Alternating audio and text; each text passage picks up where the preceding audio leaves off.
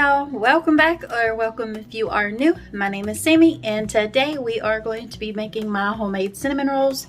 So I really hope you enjoy this video. There are several steps, however, so it's going to take quite a while, but we'll work through them step by step and hopefully it'll go pretty quick with the magic of, editing, of course. But anyways, I'm going to flip you around and show you everything that we're going to have today to make these cinnamon rolls.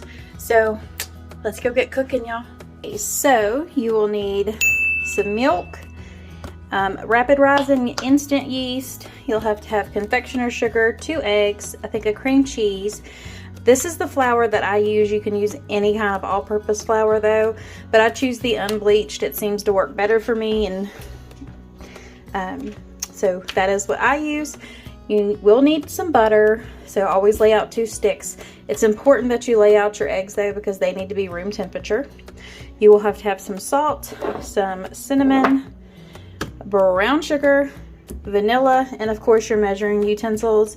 And for this, I'm definitely using my stand mixer, but I need a different attachment. I'll have to get my dough hook. So you have to,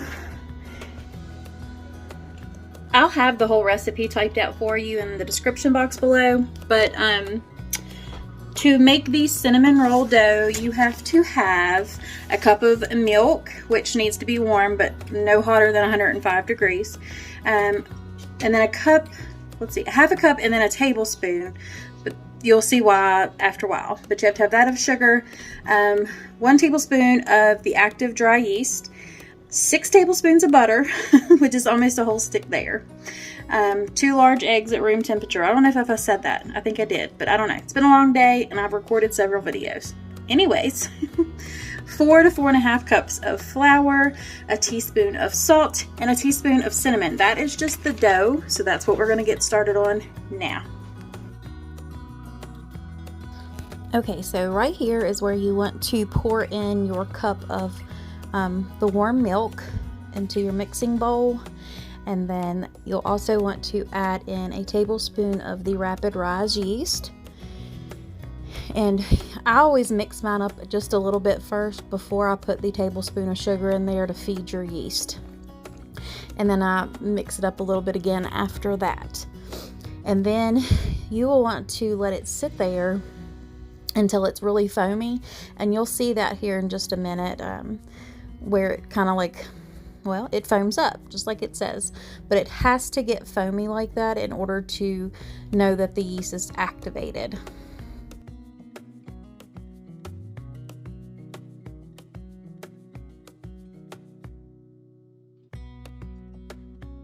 Okay, so once you have the sugar added, you let it sit there and let it get foamy. That way you know it's activated, and then you can start adding in the rest of the ingredients. Right here I'm putting in the cup of sugar, the 6 tablespoons of melted butter, and then you want to crack in your eggs, and I just go ahead and put them both in there, and then a teaspoon of vanilla, but as y'all can see I always throw in just a little bit extra. And then you just mix until that's well incorporated, and then you want to add in your 4 cups of flour. I always go with 4, and then I see the elasticity or the stickiness of the dough after it's mixed, and then that determines how much more. You can add up to another half a cup, but typically I don't ever need 4.5 cups. I probably do 4 and then maybe 1/4. But right here you can see that it's still kind of sticky, so I went ahead and put about another 1/4 cup in there, and it works perfect every time. So after I did that, I mix it together again until it forms a dough ball, and you'll see that here in a minute. And then once the dough ball has formed, I go ahead and take it out of my mixing bowl, and I get my counter ready with a little bit of flour so I can knead the dough for about 3 to 5 minutes.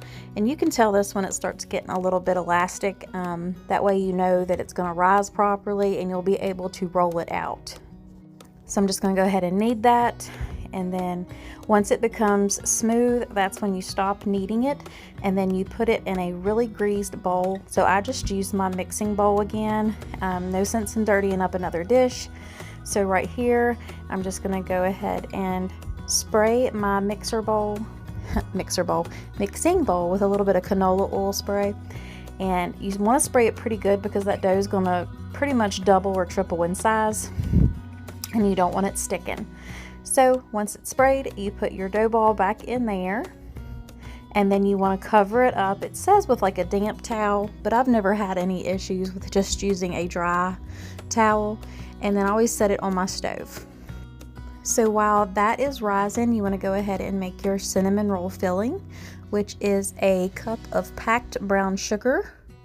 And you could use up to 2. I can't remember if I used 2 though. I might have. Yes I did. It's hard to do voiceovers on these until you actually go back and see it, and then you can remember. But 2 cups of brown sugar, and then you add in 4 tablespoons of your cinnamon. And then you just stir that together. I always just mix it well with a fork, and then you set that aside. Oh, and I also add in just a touch of salt to this too.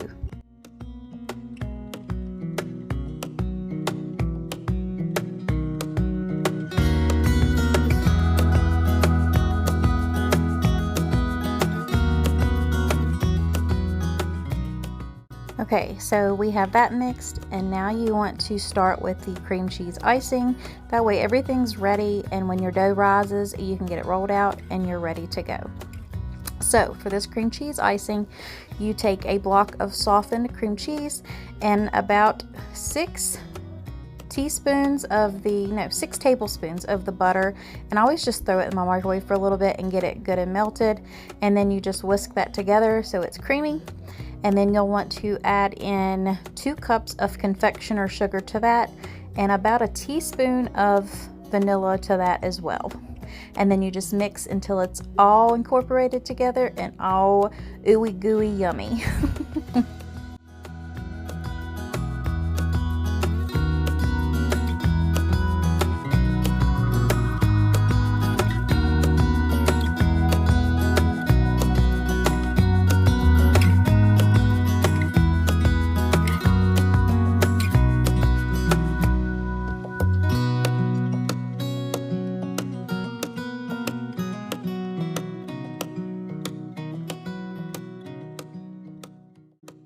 Okay, so now you have the icing done and the filling done. So I just go ahead and set both of those to the side.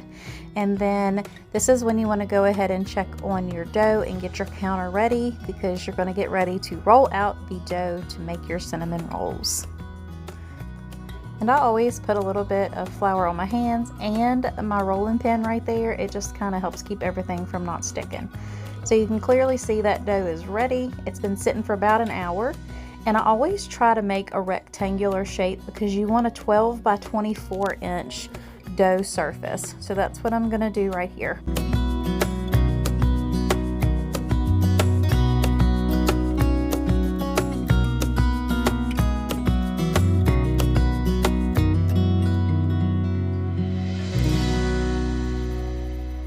Okay, so now that the dough is ready to go, you take the remaining 4 to 5 tablespoons of butter that you have out of the 2 sticks, and you spread it over the entire surface of that dough. And then you take your mixture, your filling mixture, and you spread it all over the dough. And of course, this is a messy process, but it's so good, so it's totally worth it. After you get it all pushed or spread out, then you want to push it down into the dough a little bit so it doesn't fall out. Now, the rolling process, you need to get this roll as tight as it'll go. When rolling it up, it kind of just helps the cinnamon rolls keep its shape. And then once it is, I marked mine out into 9 2-inch sections. I tried to get 10, it just didn't work. So I had 9, but that's okay because it still turned out good. So in my baking dish right here, which is a 9 by 13 deep dish, I'm going to spray it liberally with Baker's Joy because you do not want these to stick. Keep in mind there is butter and brown sugar in there, so it will get sticky, but that's all right.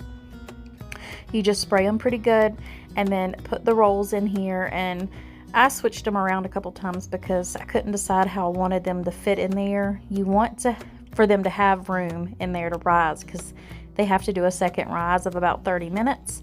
So I'm going to go ahead and get them ready right here to do their second rise. So I put them on my oven and just cover them back up with that same towel.